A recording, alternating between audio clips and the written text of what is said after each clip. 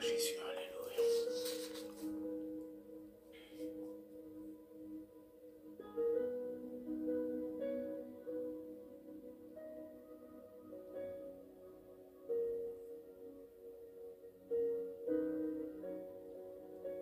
Merci Seigneur.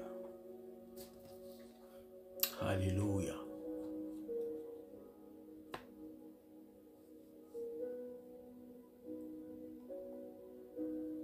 Gloire à Jésus. Bonjour mes bien-aimés. Je suis Gédéon Mazina. Et donc, bienvenue à notre programme du dimanche. Donc, je prêche l'évangile tous les dimanches à 16 h, généralement. Et donc, voilà, j'ai aussi une chaîne YouTube, Évangile du Royaume, pour ceux qui veulent me suivre sur ma chaîne YouTube, Évangile du Royaume. Vous pouvez donc y avoir accès en cherchant juste sur le search engine de YouTube, en écrivant Pasteur Gédéon Mazina. Vous aurez accès à ma chaîne Évangile du Royaume. Et vous pourrez vous abonner à ma chaîne. Et vous aurez donc, à chaque fois que je posterai une vidéo, donc vous serez notifié. J'ai aussi une page Facebook Évangile du Royaume. Et vous pourrez avoir accès à cette page Facebook où il y a aussi toutes mes vidéos de prédication. Juste sur le search engine de Google, en tapant @p.g.mazina.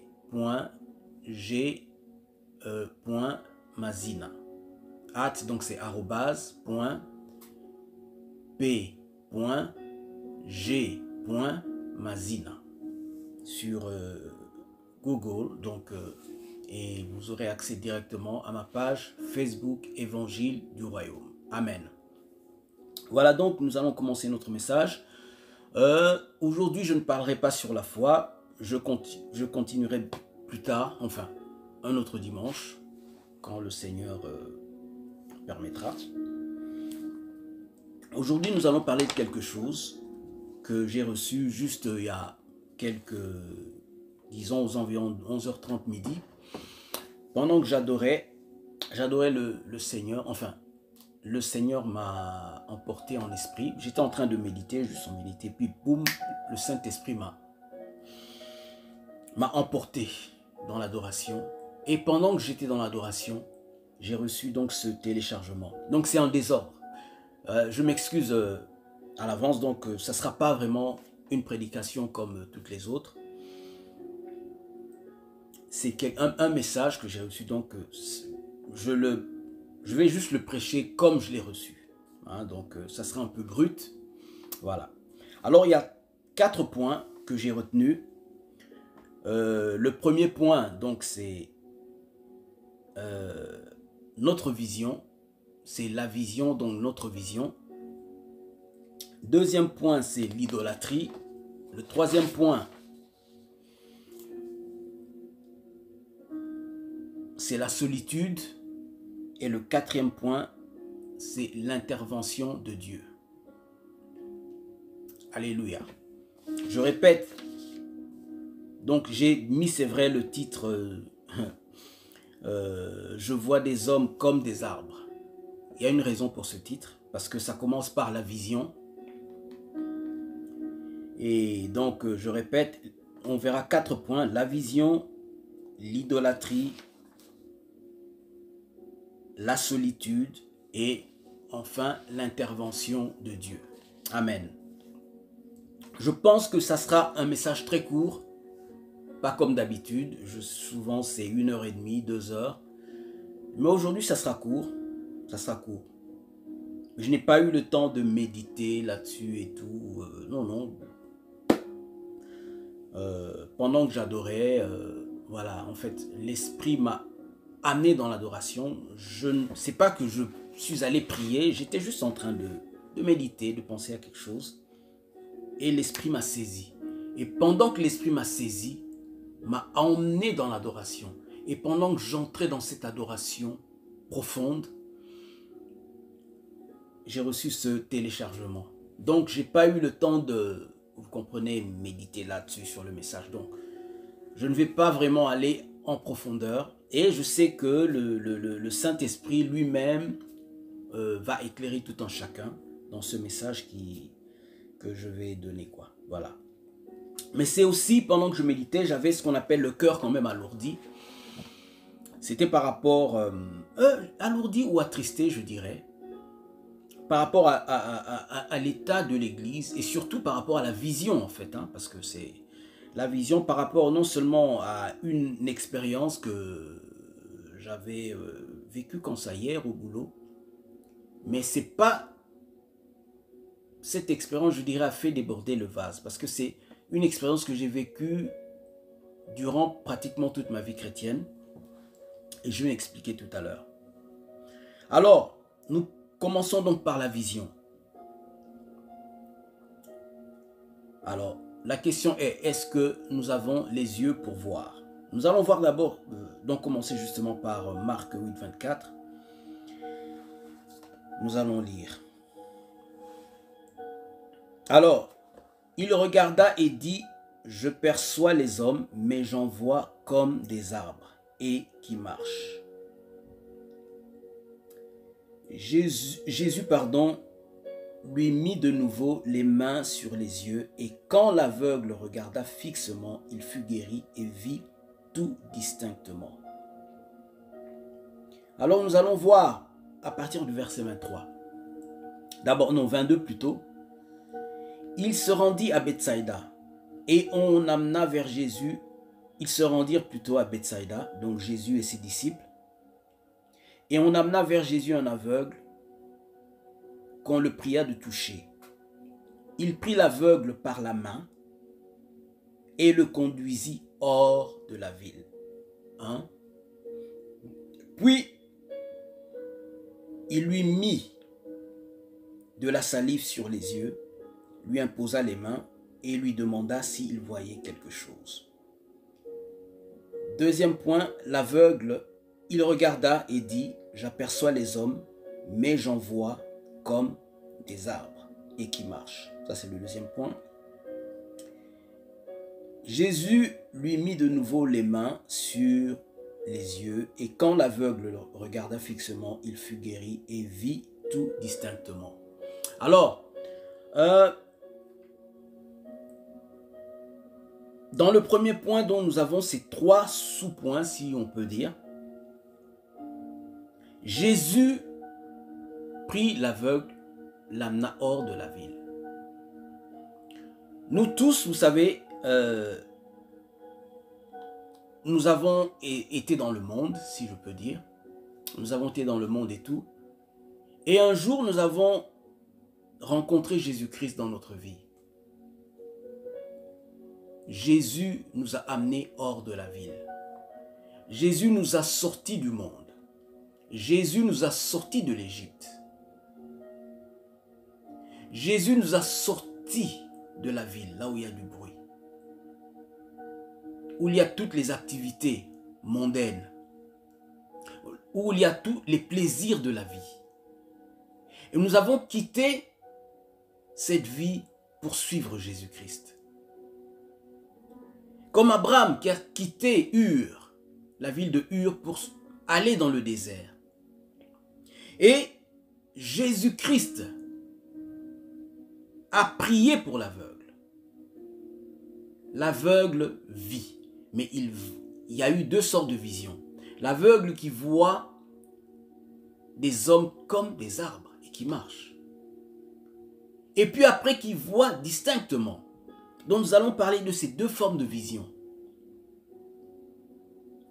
J'étais en train de parler avec un ami, je dirais un collègue de travail, et tout on parlait, chrétien, mais en parlant de lui, c'est pas qu'il n'y a que lui, en fait, il y a plusieurs personnes, enfin, dans l'église aujourd'hui, dans l'église de Jésus-Christ, nous avons en fait cette manière de penser. Nous voyons les choses, les hommes comme les arbres. Qu'est-ce que je veux dire par là? Nous avons une vision erronée, une mauvaise vision des choses de Dieu, du royaume de Dieu, de la vie chrétienne. Et souvent dans ma vie chrétienne, je me suis posé des questions parce que je me sentais, je me disais, mais est-ce que je vois bien? Ou je dirais plutôt, comment se fait-il que les gens ne voient pas ce que je vois? Et parfois, j'avais beau expliquer aux gens, et là je parle des chrétiens, mais ils ne saisissaient pas toujours, même avec les versets bibliques à l'appui. Il y avait un problème du renouvellement de l'intelligence. D'autres, aveuglement spirituel. Total ou partiel. Partiel, c'est la personne qui voit les hommes comme les arbres. Il est chrétien, il aime le Seigneur, mais sa vision de la vie chrétienne est différente. Et vous savez que lorsque notre vision est différente, notre marche aussi est différente. Ça affecte notre marche. Ça affecte nos décisions. Ça affecte en fait la vision du monde. La vision de la vie affecte notre manière de marcher, notre manière de penser. Et aussi affecte nos décisions par rapport à certaines circonstances de la vie.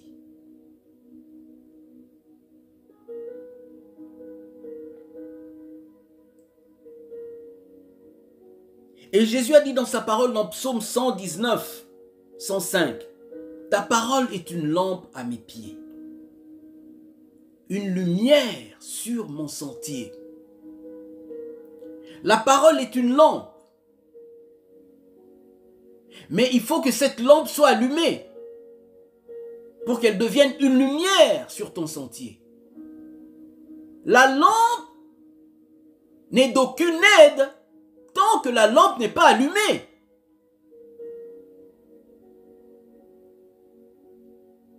Et la lampe est allumée par le Saint-Esprit. C'est le Saint-Esprit qui illumine notre intelligence. Le Saint-Esprit qui illumine nos yeux du cœur. Je ne parle pas des yeux spirituels de manière à voir des visions, des songes, ou voir des anges, voir des démons. Je ne parle pas de ça. Je parle de la vision du cœur. Cette vision qui te fait voir la gloire de Dieu, qui te fait voir le monde comme Dieu voit le monde. Dans sa réalité, tel que le monde est en réalité. Ça te fait voir l'illusion du monde. Ça te fait voir la fausseté du monde. Lorsque un homme qui n'est pas renouvelé regarde le monde, il voit la gloire. Le monde est beau, le monde est glorieux, on veut s'y attacher. Il y a beaucoup d'avantages qu'on peut tirer de ce monde. Mais la personne qui voit la gloire de Dieu voit les ténèbres du monde. Et les hommes qui ne voient pas la gloire de Dieu ne voient pas les ténèbres qu'il y a dans le monde. Au point où le mal qui se fait dans le monde, les gens ne se sont pas conscients. Là, je parle des chrétiens, pas des païens, parce que les païens sont complètement dans les ténèbres. Est-ce que le Saint-Esprit a illuminé nos cœurs? Est-ce que le Saint-Esprit a illuminé réellement la parole, sa parole dans nos vies?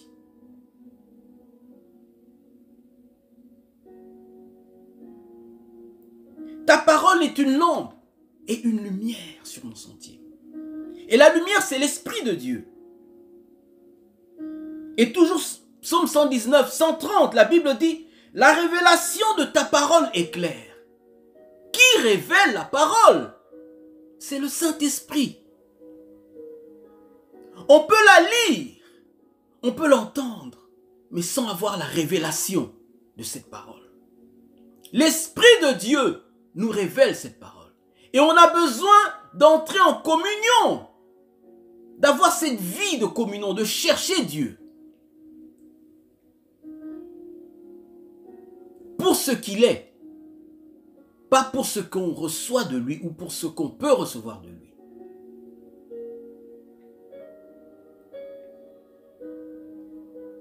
Et je me posais des questions, Seigneur. Tu vois des gens qui prient, pour certains qui aiment Dieu, des gens qui disent, oui, Dieu me parle. Oui, Dieu parle à tout le monde, c'est vrai. J'ai des révélations, j'ai des convictions que ça, c'est la voie à suivre. Tel, c'est un faux prophète, tel, c'est un vrai, tel, ceci. Mais lorsque, et je me rappelle, on discutait, j'ai amené la parole de Dieu, j'ai mis la parole de Dieu sur table. Et il m'a dit, non, vous utilisez la parole de Dieu comme des arguments. La parole de Dieu, c'est le modèle à suivre. Si notre foi n'est pas basée sur la parole, quel genre de foi nous avons?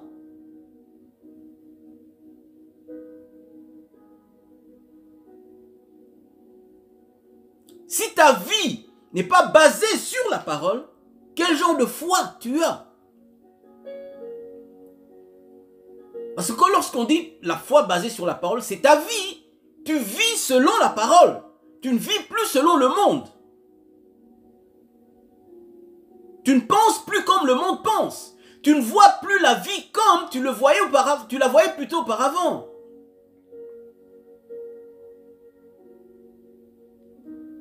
Et dans Apocalypse 3, 17, 18, la Bible dit, il parle de l'église de Laodicée, qui croit voir, qui dit, je suis riche, je n'ai besoin de rien. Mais le Seigneur qui dit, tu es aveugle, misérable, pauvre et nu. L'église actuelle ne voit pas son état misérable. L'église ne voit pas son état misérable. L'église est aveuglée. L'église ne voit pas. Et qu'est-ce qui a causé cet aveuglement?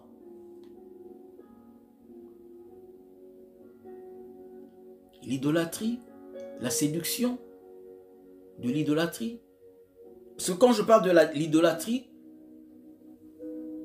les gens étaient séduits par l'amour du monde, qui est une idolâtrie.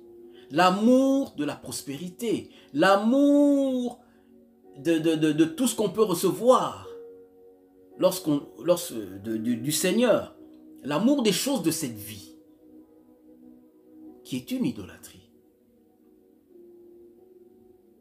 Au lieu de suivre Jésus, nous avons suivi en fait le monde. Mais la parole de Dieu a été utilisée. Le message de la prospérité. Le problème, la prospérité, c'est pas mauvais. Mais le problème, la manière dont ça a été présenté, les gens ont ôté l'amour qu'ils avaient pour Dieu. Ils ont mis cet amour sur ce qu'ils peuvent recevoir de Dieu. Et ils ne réalisent pas qu'on est entré dans l'idolâtrie sans le savoir.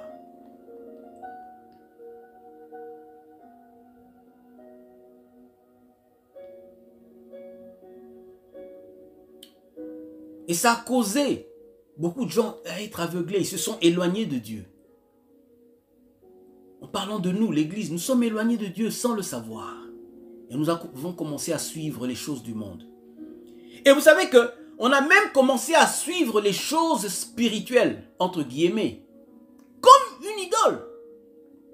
On a commencé à suivre l'onction comme une idole. Rechercher à suivre l'élévation comme une idole.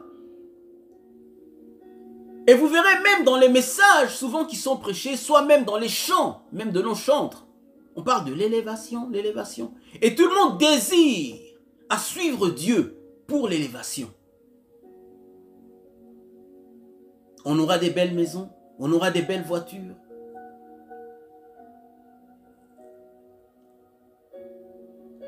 Ça, c'est le deuxième point, l'idolâtrie.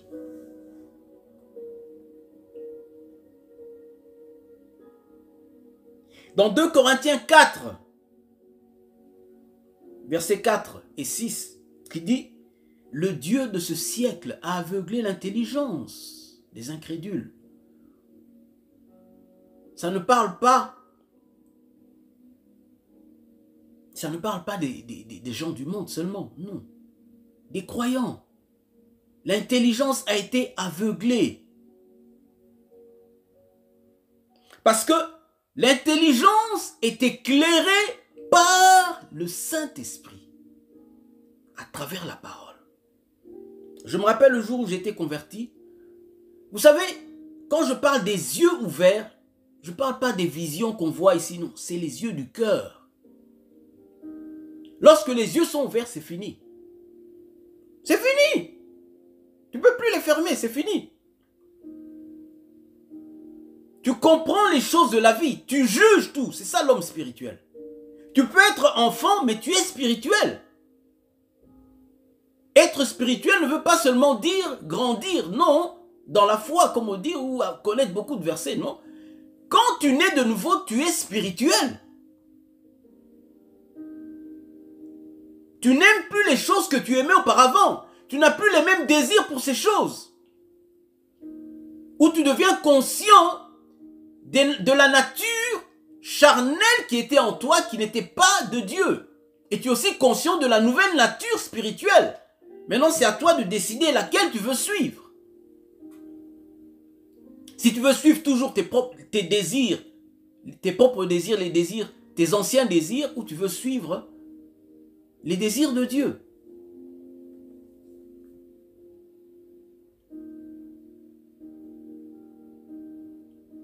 Et l'intelligence de beaucoup a été aveuglée.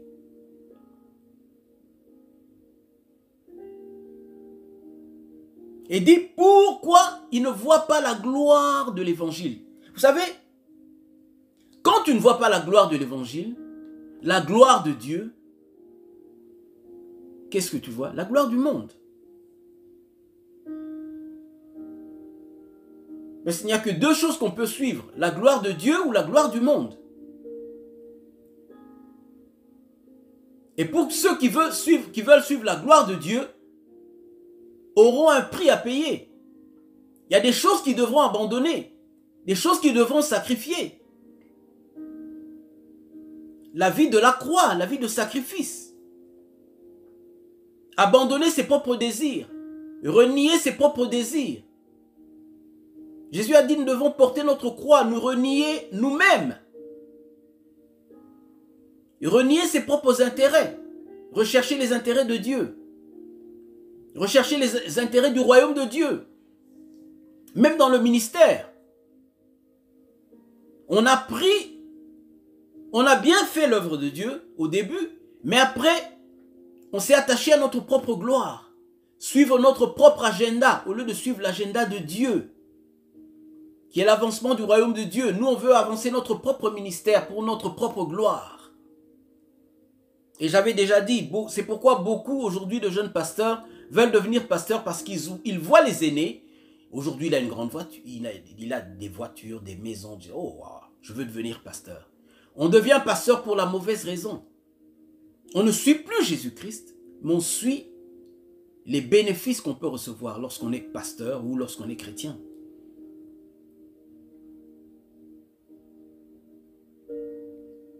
Alors que 1 Jean 2,15 nous dit, n'aimons point le monde ni les choses qui sont dans le monde. Car celui qui aime le monde, quoi? L'amour de Dieu n'est point en lui, l'amour du Père n'est point en lui.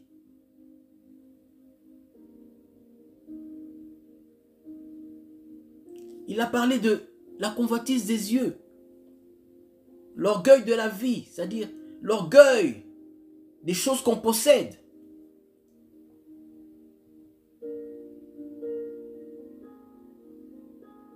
Et les désirs charnels, les désirs de posséder.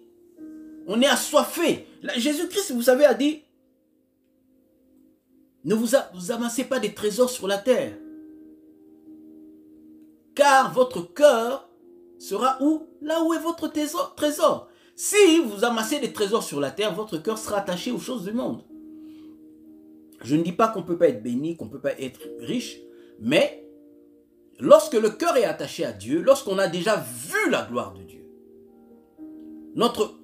les yeux de notre cœur ont été ouverts, même si l'argent vient, on saura quoi faire avec cet argent pour l'avancement du royaume de Dieu. On ne va pas rechercher ces choses.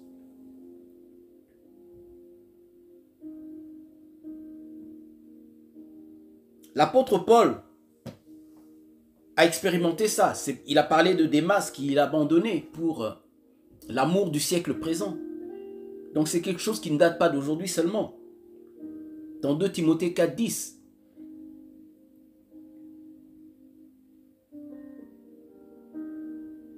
Et Jésus-Christ, dans Jean 6, 26, qu'est-ce qu'il a dit? Les disciples qui le cherchaient, pas les disciples, enfin, entre guillemets, les disciples, la foule le cherchait. Il dit, maître, mais où étais-tu? On te cherchait partout.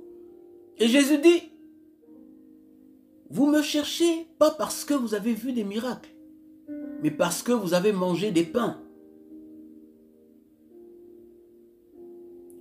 L'église aujourd'hui s'est transformée en une église qui recherche Dieu pour le pain, qui recherche Dieu pour la bénédiction, qui recherche Dieu que pour la guérison, quoique la guérison c'est bien, ça fait partie du royaume de Dieu. C'est le pain des enfants comme Jésus a dit. Mais est-ce qu'on suit Dieu que pour le pain? Il a donné un exemple dans la guérison des 10 lépreux. Vous vous rendez compte qu'un seul est retourné vers le Seigneur après leur guérison. Lorsque Jésus a dit, allez vous présenter au sacrificateur. Et en chemin faisant, ils se sont rendus compte qu'ils étaient guéris. Un seul des 10, un seul est reparti vers Jésus pour rendre gloire à Dieu. Et Jésus dit, ta foi t'a sauvé.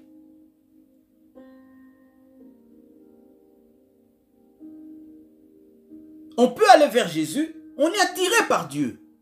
Parce qu'on voit des miracles, parce qu'on a des problèmes.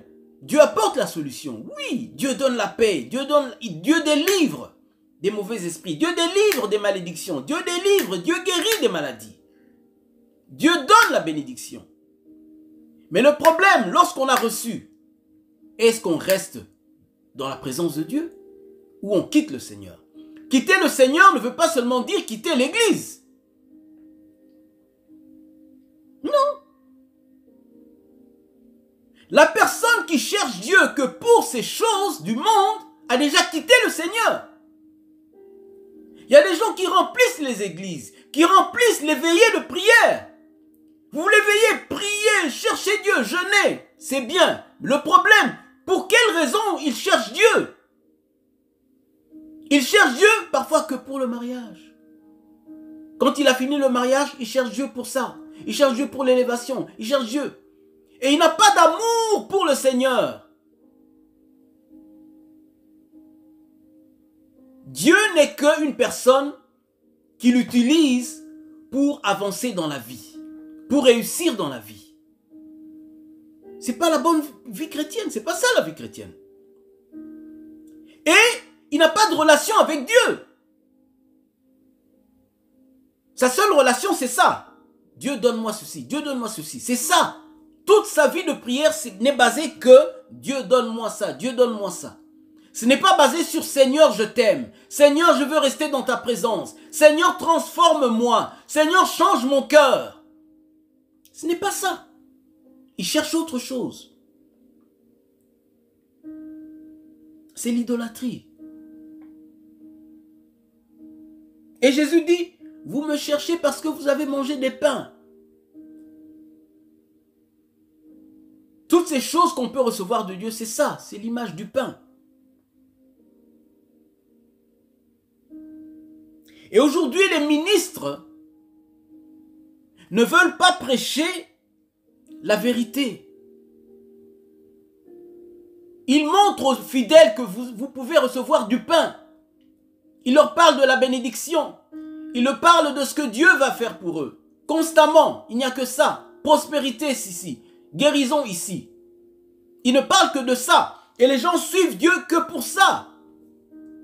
Ils sont influencés par un esprit de Jézabel. Est-ce que vous savez que l'esprit de Jézabel, c'est l'esprit de l'Antichrist? Et nous vivons dans ce temps-ci. Vous savez pourquoi le Seigneur, lorsqu'il a parlé du dernier temps, il a parlé de Noé, il a parlé de Lot, et il a parlé d'Élie et de Jézabel. Il y a des raisons. Les situations qu'ils ont vécues à leur période, c'est ce que nous vivons dans ce temps-ci. Et l'influence de Jézabel, premièrement, c'était de tuer les prophètes de l'Éternel et de faire taire les prophètes de l'Éternel. Et aujourd'hui, Jézabel, qui est un esprit, une principauté, contrôle beaucoup d'églises, elle fait taire les serviteurs de Dieu qui ne veulent pas dire la vérité. Et ils adorent Baal, qui est l'image justement du message qu'ils sont en train de donner aux enfants de Dieu, au lieu d'envoyer les enfants de Dieu vers Christ, ils les envoient vers les choses de ce monde, qui est l'image de Baal, en fait, l'idolâtrie. Ils adorent Baal à travers les choses de cette vie. Mais le message, c'est la prospérité. Lorsqu'on voit l'histoire d'Élie, nous aujourd'hui, comme on dit, disent les Anglais, it is obvious. Mais non, moi si j'étais eux quand même, je sais qui est l'Éternel, je ne vais pas suivre Baal. Oui, on dit ça. Mais aujourd'hui, ce n'est plus obvious, ce n'est plus aussi évident. À leur époque, ce n'était pas évident. Peut-être certainement par rapport à la lumière qu'ils avaient à l'époque. Aujourd'hui, on a beaucoup plus de lumière sur les choses de Dieu. Donc, le diable utilise la même technique, mais c'est beaucoup plus subtil. C'est beaucoup plus subtil. Les gens sont en train d'adorer Baal, mais ils ne savent pas qu'ils sont en train d'adorer Baal. Et les gens ne savent pas que Jézabel, ils sont sous le contrôle de Jézabel. Jézabel ferme leur bouche. La menace, c'est la mort. Tous les prophètes de l'Éternel étaient tués. Et ils ont peur de dire la vérité. Parce qu'ils ont peur de la persécution. Deux, ils ont peur que les fidèles, parce que les fidèles veulent entendre des bonnes choses. Et ils ont peur de dire la vérité parce qu'ils dépendent de ces fidèles. La Bible dit, les prophètes mangeaient à la table de Jézabel. Ils sont en train de bénéficier de l'argent. C'est l'image de manger à la table de Jézabel. Au lieu d'attendre que ce soit l'Éternel qui te bénit, ils sont en train de dépendre des dîmes et des offrandes. Ils ne veulent pas dire la vérité parce que s'ils disent la vérité, les fidèles vont partir selon eux. Alors ils n'auront plus les dîmes et les offrandes au lieu de regarder à Dieu. Ils sont en train de se compromettre. C'est ça. Dans 1 Roi 18, 19, Élie qui appelait les prophètes, qui dit, venez, rassemblez-moi les prophètes, qui mangent à la table de Jézabel. C'est ça, manger à la table de Jézabel. Ils ne sont pas persécutés. Ils bénéficient d'un soutien, c'est-à-dire financier, tout, de la part de l'Église. Des gens qui sont attachés à Baal. Et ils ne veulent pas amener un message qui confronte leur genre de foi ou leur idolâtrie. Parce que sinon, ils vont perdre les bénéfices financiers. Jézabel influence leur église ou leur ministère, il faut dire. Ça, c'est le deuxième point, l'idolâtrie. Troisième point, la solitude. Et vous savez que Comme disent les Anglais, when you take a stand for God, you will be isolated. When you take a stand for God, you will be isolated. C'est-à-dire, lorsque tu prends une position pour suivre Dieu, tu seras isolé. Marcher avec Dieu, c'est pas marcher en groupe. C'est personnel. Et ça, j'ai vu ça souvent dans ma vie chrétienne. J'ai vu même des leaders. Tu veux suivre Dieu, mais lui, il suit. Mais il est leader. Parfois, c'est lui qui t'enseigne. Mais il ne vit pas ce qu'il enseigne.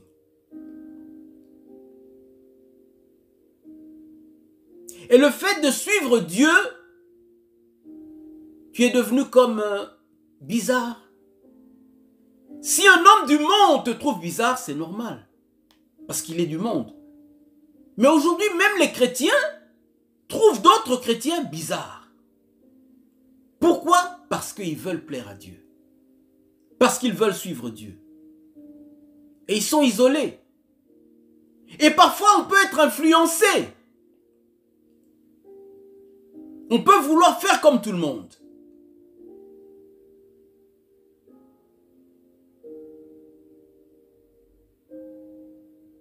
Et Élie se sentait seul. Élie se sentait abandonné. Et il a dit au Seigneur, Seigneur, je suis seul. Je suis resté seul, moi, prophète de l'Éternel.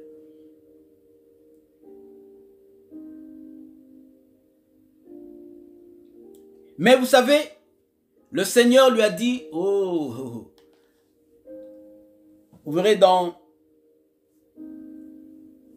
Romains, je pense, Romains 11, Romains chapitre 11, versets 2 à 4, où l'apôtre Paul parle de cette histoire d'Élie.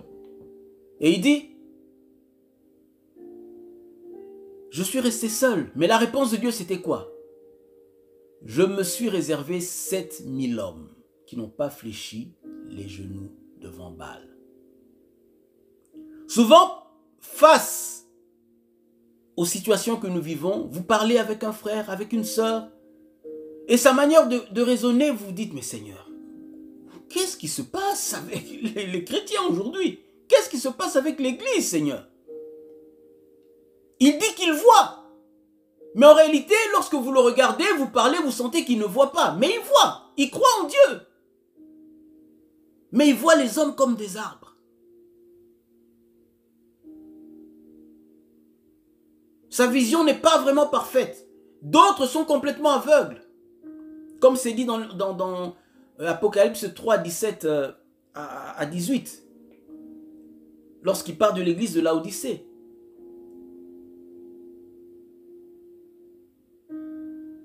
Et l'église de Laodicée qui est attachée complètement aux choses de cette vie, de ce monde. Mais pas attachée à Dieu. Mais il va à l'église tous les dimanches. Il va à l'éveiller. Mais le cœur n'est pas attaché à Dieu. Le cœur est attaché aux choses de ce monde.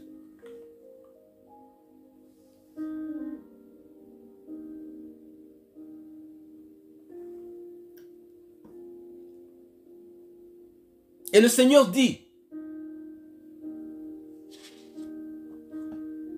je me suis réservé 7000 hommes. Souvent, on peut se sentir complètement isolé. Moi, ça m'est arrivé, je vous dis la vérité. Pas seulement hier, mais dans ma vie chrétienne, souvent je regardais et je me retrouvais dans un milieu où, tu vois, les gens ont une vision des choses de Dieu différente.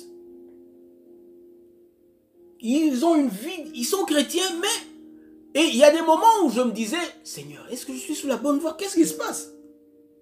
Je veux suivre la parole. Je ne dis pas que j'étais parfait. Mais quelqu'un qui a déjà été éclairé, tu peux tomber. Mais comme tes yeux sont déjà ouverts, tu sais que là où tu es, ce n'est pas la bonne place. Tu vas faire tout pour te lever. Et tu vas continuer.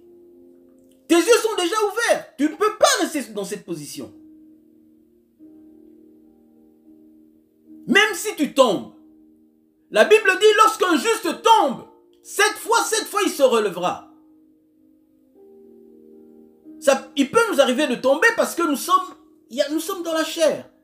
Mais on va tout faire pour se lever. On va chercher Dieu parce qu'on sait que ça, c'est pas ma vie. Tes yeux sont déjà ouverts. Tu verras. Si tes habits sont sales, sont tachés, tu vas voir, ça va pas.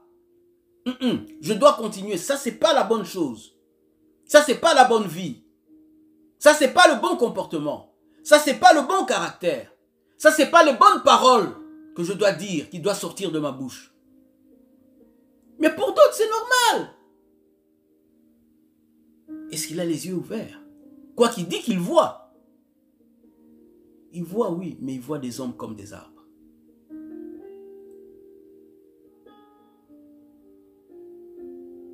Et le problème, véritablement, les gens ont été détournés, aveuglés.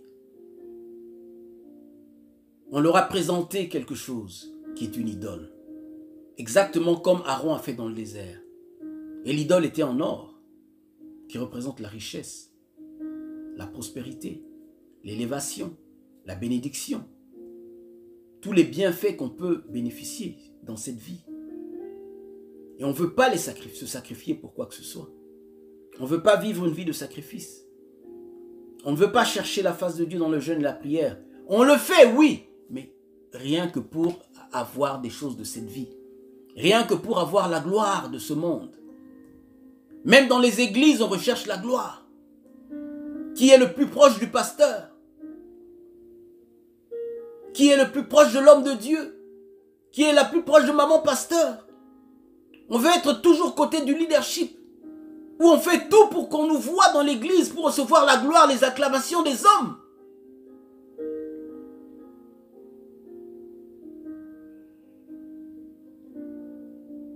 Et pour celui qui veut vivre une vie pieuse en Jésus, il se sent isolé. Il se sent abandonné. Il a l'impression que ça ne va pas. Qu'est-ce qui se passe? Tout le monde suit le chemin, l'autre le grand chemin. Personne ne veut passer par le chemin qui mène à la vie.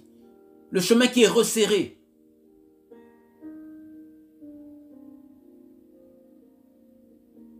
Le dernier point, l'intervention de Dieu. Est-ce que Dieu va laisser les choses faire comme ça?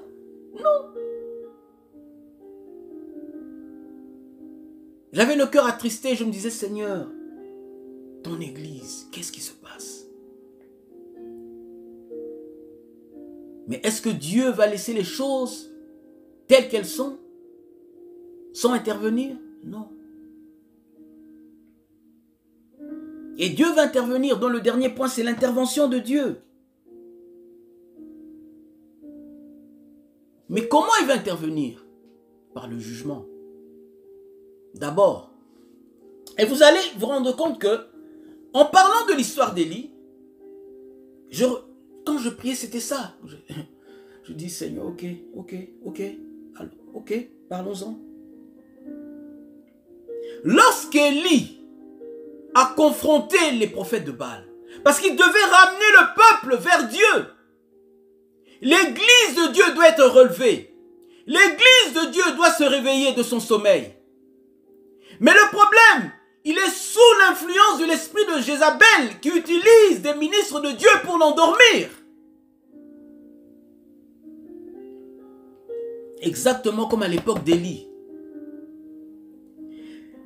Élie a confronté les prophètes de Baal. Invoquez votre Dieu. Et lorsqu'Élie a invoqué, qu'est-ce qui s'est passé? Il a d'abord restauré l'autel. Il a d'abord restauré l'autel. Il a replacé les bornes qui ont été déplacées. Il a replacé les pierres qui ont été déplacées. Il a restauré l'autel et mis 12 pierres selon quoi? Les 12 tribus de Juda. C'est une image tout simplement. On a déplacé les fondations, le fondement de l'évangile.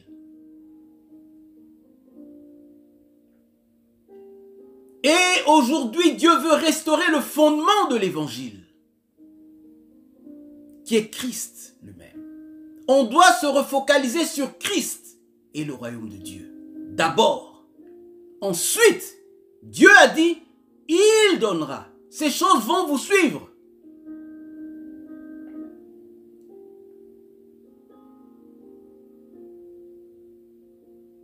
Et lorsque le message sera prêché, l'intervention de Dieu va se manifester.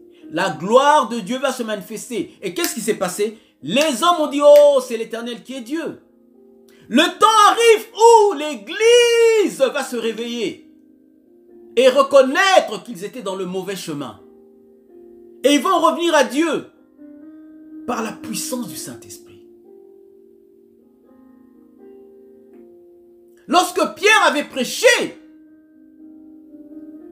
ce sera probablement la prédication qui va ramener les gens vers Dieu. L'intercession, où le Saint-Esprit va commencer à illuminer les gens, convaincre les gens, comme la Bible dit. Le Saint-Esprit, c'est lui qui nous convainc du péché, de justice et de jugement. C'est par l'Esprit de Dieu qu'on peut se tourner vers Dieu, vers Jésus-Christ. Car Jésus a dit, nul ne peut venir à moi si le Père qui est dans les cieux ne l'attire. Par l'Esprit de Dieu.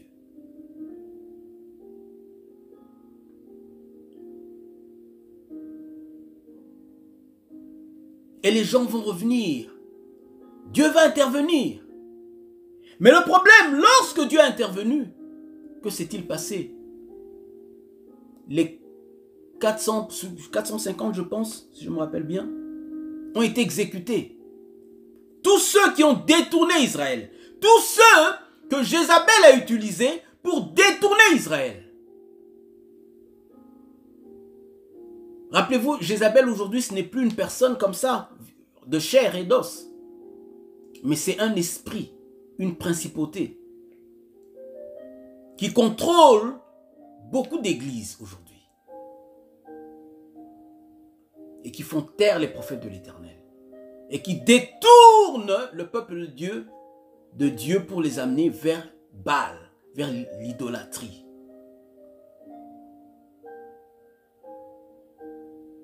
Et c'est quoi l'idolâtrie? Les richesses de ce monde. Je répète, 1 Jean 2, 15. N'aimez point le monde, ni les choses qui sont dans le monde. Car celui qui aime le monde, et les choses de ce monde, l'amour de Dieu n'est point en lui.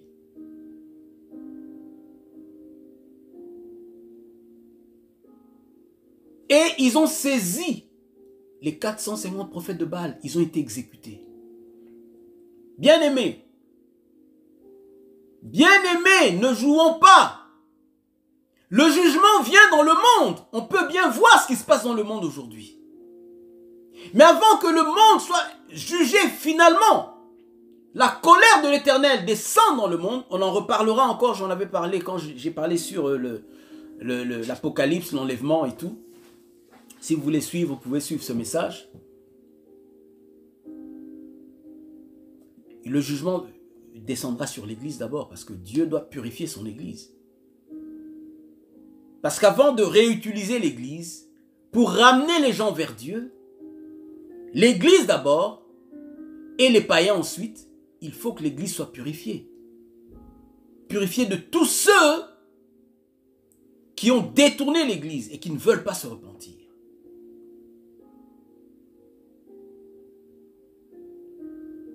Qui veulent continuer à manger à la table de Jézabel.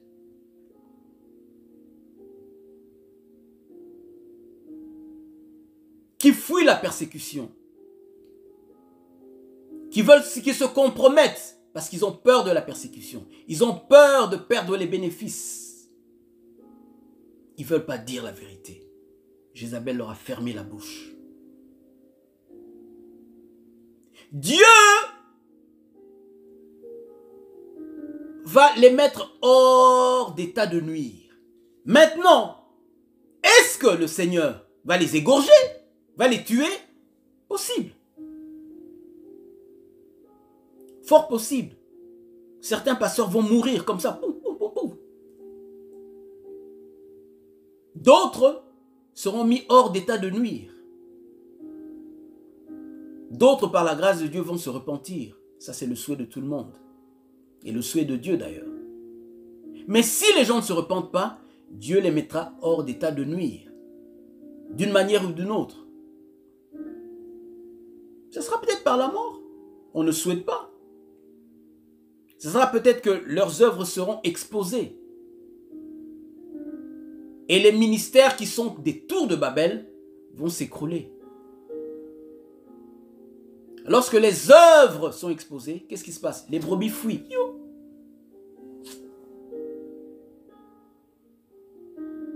Les personnes qui soutenaient leur ministère, au lieu de faire l'œuvre de Dieu, eux, c'était leur ministère. Et les personnes qui les soutenaient financièrement, pour que eux soient là dans ce genre de ministère, vont se séparer d'eux. C'est peut-être de cette manière, je ne sais pas comment cela viendra, où Dieu les mettra hors d'état de nuire. Et c'est là maintenant où il va prendre un autre genre de pasteur, selon le cœur de Dieu, comme David, qui est l'image du Christ. Des pasteurs qui vont porter le fardeau de Dieu, comme Jésus-Christ. Des pasteurs qui vont marcher à l'image de Jésus-Christ. Bien-aimés, c'était le message d'aujourd'hui. Je m'arrête là, je n'irai pas en profondeur. Que Dieu vous bénisse et que chacun de nous regarde son cœur devant le Seigneur, parce que ce jour arrive. L'état de l'Église dont on a parlé aujourd'hui, c'est l'état de l'Église en général, bien sûr. Mais nous savons, comme on a dit tout à l'heure, Dieu s'est réservé 7000 hommes. Tu peux être ce pasteur, tu peux être ce chrétien qui se sent isolé. Tu regardes autour de toi, tu vois que les gens marchent différemment. Je parle des chrétiens. Ça peut parfois t'influencer ou ça t'attriste. Tu dis, Seigneur, qu'est-ce qui se passe? Je suis resté seul. Dieu dit non, il y a encore des gens qui aiment le Seigneur, vraiment. Aimez le Seigneur, vraiment. Sois encouragé, il y a encore des gens qui aiment le Seigneur. Continue à chercher Dieu parce que tu l'aimes, pas parce que tu veux quelque chose, quoi que ce soit. Continue à privilégier le royaume de Dieu. Dieu va intervenir. Nous devons continuer à prier afin que Dieu ramène à la repentance tous ces gens qui se sont détournés de lui. Les frères, les leaders. Parce que Dieu va intervenir. Ça ne va pas rester comme ça. Non, Dieu va intervenir. Et les gens vont revenir à Dieu. La vision va s'éclairer, comme on l'a vu. Problème de vision. Au lieu de voir les yeux comme les arbres, ils vont voir distinctement. Jésus a prié une deuxième fois et ils ont vu distinctement. Les gens vont voir distinctement lorsque Dieu va intervenir. Les gens vont dire, c'est l'Éternel qui est Dieu. Et Dieu va se manifester puissamment. Les gens sauront que, ah, ça c'est Dieu. Là, ce n'était pas le Seigneur. La voie qu'on suivait, ce n'était pas Dieu. On était réellement dans l'idolâtrie. On était réellement aveuglés.